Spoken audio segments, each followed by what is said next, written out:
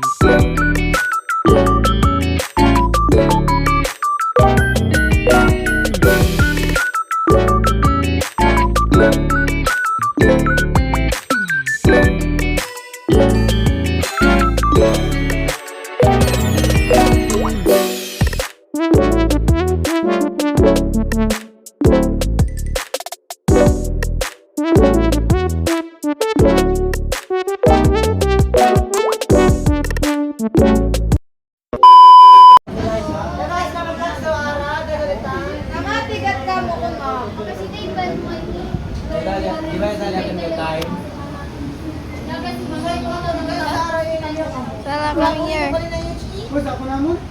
Uy, kamasin kayo, yan ang ay. Ginaya mo kami pa ilang sa CSTV, isang insidente. At ngayon, sabay-sabay natin, tuklasan kung ano nga ba ang yan. Okay.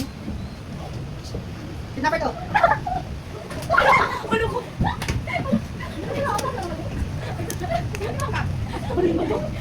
At yun, at ngayon, nasasabi natin, ano nga ba ang nangyari? Ano nga ba ang CCTV sa barangay Iwan? Isang last one.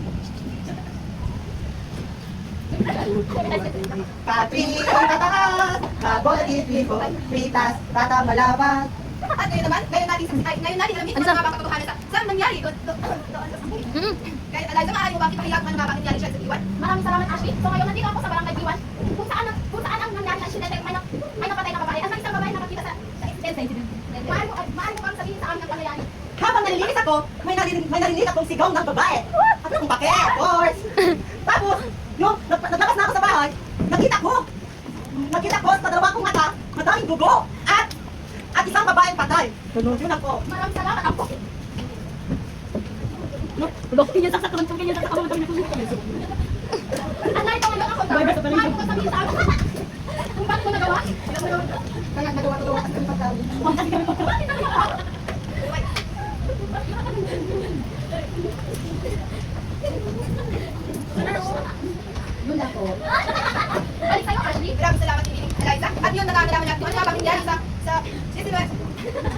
19, at ngayon, nalaman na natin kung ano nga ba nangyari kay Silver sa amin na isang